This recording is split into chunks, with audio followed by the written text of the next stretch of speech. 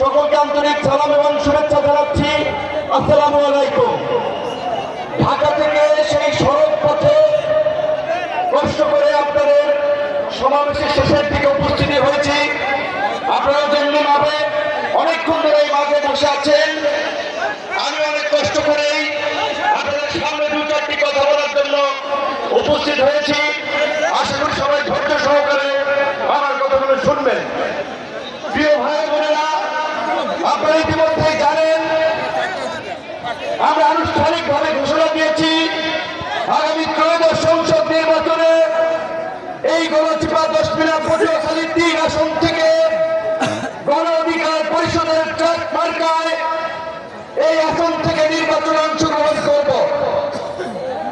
ইতিমধ্যেই আমরা আমাদের নেতা কর্মীদেরকে পরিষ্কার একটি দিক নির্দেশনা দিয়েছি। বাংলাদেশের আগামী নির্বাচন বাংলাদেশের 54 বছর ইতিহাসে একটি গুরুত্বপূর্ণ নির্বাচন। এই নির্বাচনের উপরে এই দেশের গণতন্ত্র এবং ভবিষ্যৎ নির্ভর করছে। এই নির্বাচনে যেন মানুষ উৎসব মুখর পরিবেশে ভোট দিতে পারে, বিভিন্ন রাজনৈতিক দলের যারা প্রার্থী হবে তারা যেন নির্বিঘ্নে সভা সমাবেশ প্রচারণা করতে পারে, একটি অংশগ্রহণমূলক এবং উৎসব মুখর নির্বাচনের মধ্যে দিয়ে আগামীর গণতান্ত্রিক বাংলাদেশ বিনির্মাণ হবে। সেই বাংলাদেশ বিনির্মাণের জন্য এই দেশের ছাত্র শ্রমিক জনতা নাগরিকরা এই জুলাই আগস্টে আন্দোলন সংগ্রাম করেছে, বন্দুকের নলের মুখে জীবন দিয়েছে। এই 10 মিনার ছেড়ে জিহাদ আপনারা জানেন।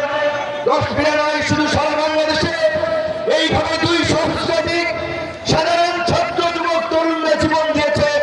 তারা একটি স্বৈরাচারী কর্তৃত্ববাদী শাসন থেকে ভোটের অধিকার ফিরিয়ে আনার জন্য, গণতন্ত্র ফিরিয়ে আনার জন্য, যেখানে দল মত ধর্ম বর্ণ নির্বিশেষে সকল মানুষ মিলেমিশে সহনশীলতার সাথে বাস করবে, শান্তি এবং সম্প্রীতির একটি বাংলাদেশ হবে, সেই কাঙ্ক্ষিত রাষ্ট্র বিনির্মাণ করার জন্যই আমাদের লড়াই ছিল।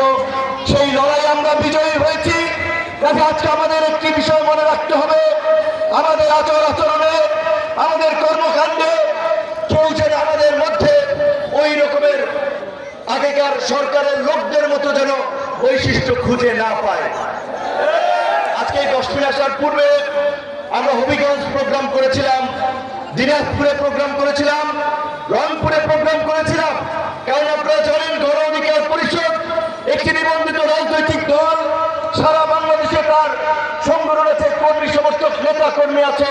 সব জায়গায় একই বক্তব্য আমরা দিচ্ছি যে আমাদেরকে সকলে মিলেমিশে আগামী নতুন বাংলাদেশ বিনির্মাণ করতে হবে। কিন্তু দুঃখ লাগে, খারাপ লাগে নিজের এলাকায় এসে যখন দেখি আমাদের রাজনৈতিক অন্য দলের বন্ধুরা অন্য রাজনৈতিক দলের কর্মীদের সাথে দুর্ব্যবহার করে, ঝামেলা করে, অতি উৎসাহী আচরণ করে। তাই আমি সকলকে সতর্ক করে দিয়ে বলতে চাই, শেখ হাসিনার মতো প্রভাবশালী একজন প্রধানমন্ত্রী যার আঙ্গুলির হালুনিতে পুরো বাংলাদেশ উঠেছে আর বসেছে, গত 16 বছরে খালেদা জিয়া থেকে শুরু করে বিএনপির শীর্ষ নেতাদেরকে জেলে নিয়েছেন, জামাতের নেতাদেরকে ফাঁসি দিয়েছেন, সমস্ত বাংলাদেশকে তার নিয়ন্ত্রণের মধ্যে রেখেছেন। কিন্তু গতকালকে দেখেছেন আপনারা সেই রকমের প্রভাবশালী প্রধানমন্ত্রী ফাঁসি দায় হয়েছে। কেন ফাঁসি দায় হয়েছে?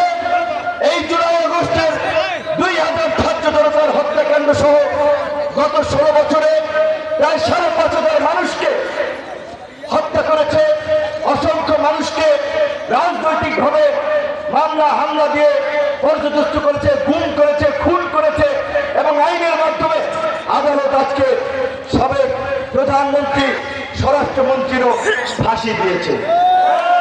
কাজে আজকে যদি আমরা কেউ ভেবে থাকি আমরা বড় নেতা হয়ে গেছি, এলাকায় আমাদের আধিপত্য চলবে, তাদেরকে আওয়ামী লীগ থেকে শিক্ষা দিতে হবে। এই দেশের জনগণ সাধারণ মানুষ যদি ঐক্যবদ্ধভাবে রুখে দাঁড়ায়, যত বড় এই নেতা হামলা চমড়া হোক না কেন, কেউ পাত্তা পাবে না। আমরা গণ অধিকার পরিষদের পক্ষ থেকে একটা কথা বলতে চাই, আমরা চেষ্টা চালিয়ে যাচ্ছি আগামীতে একটি সমঝোতার নির্বাচন।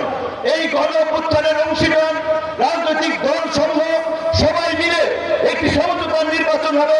যেমন ধরেন এই আসনে গণ অধিকার পরিষদের প্রার্থী থাকবে, অন্য দলের প্রার্থী থাকবে না। ওই আসনে অন্য দলের প্রার্থী থাকবে, আবার অন্য দলের প্রার্থী থাকবে না। কারণ আমরা চাই সেই গণ অভ্যুত্থানের অংশীদাররা আন্দোলন সংগ্রামের মধ্য দিয়ে 16 বছরের ফ্যাসিবাদকে পরাজিত করেছে। আগামীতে সেই গণ অভ্যুত্থানের অংশীদাররা রাজনৈতিক দল সমূহ ঐক্যবদ্ধ থেকে আগামীতে একটি নির্বাচন করুক, যে নির্বাচনের মধ্য দিয়ে প্রত্যেকটি রাজনৈতিক দলের সংসদ সদস্যরা ওই জাতীয় সংসদ